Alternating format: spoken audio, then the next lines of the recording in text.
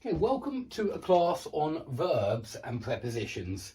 We will do a lot of classes on nouns, verbs, adjectives and prepositions because they're really difficult in English. There are a lot of different prepositions and there's not much logic to them, and quite often there are two possibilities, like blame somebody for something, but you can blame something on somebody.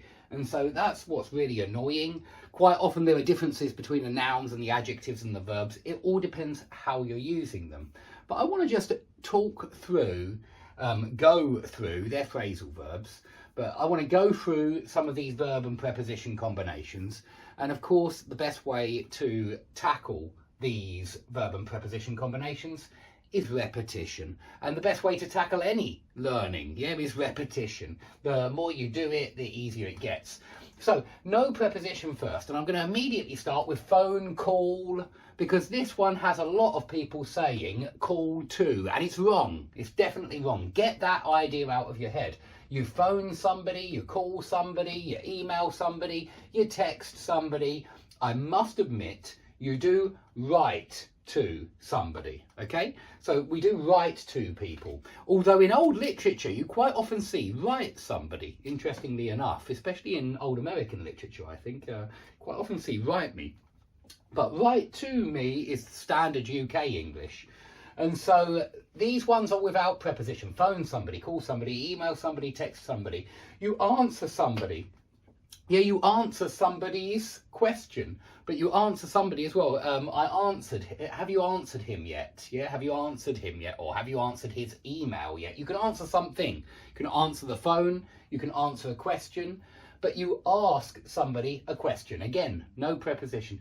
You do ask somebody for something. Yeah, you ask somebody for a pen. You ask somebody for a reason. You ask somebody for a sweetie, but you ask somebody a question, okay? And you thank somebody, but for something. And so really it's going to come back up again over here with verb plus for. Thank somebody for, forgive somebody for, blame somebody for. There's quite a few there as well. Now, what about with to? Not tell. Yeah, I want to straight away say that this is another mistake that I regularly hear. I hear tell to, no. Tell somebody something. So tell me a story, tell me a joke. I must admit that tell doesn't always need the somebody. That one time when it doesn't is with collocations, like tell a joke, tell a story, tell a lie, tell the truth. But usually it's tell somebody something or tell somebody to do something. Okay, and you talk to somebody and you speak to somebody in standard UK English. I have heard talk with, speak with, many times in fact, and I consider it US English, although I might not be correct there. But I do wonder if that's a kind of US version. Maybe not all of US, maybe just the South, the East, the West, I don't know. But I don't recognise it as the proper version. For me, the proper version is to, and perhaps that's because I'm from the UK. Now, you listen to somebody always, you listen to something, you listen to a song, you listen to the radio. You apologise to somebody for something. So he apologised to me for having broken the vase or for breaking the vase. You could use either. So apologise to somebody for something, just like complain to somebody about something, very similar. But that's about, and this one's for. Okay, you can explain some things to somebody, and you will always see the to somebody there. He explained it to me, yeah, to me.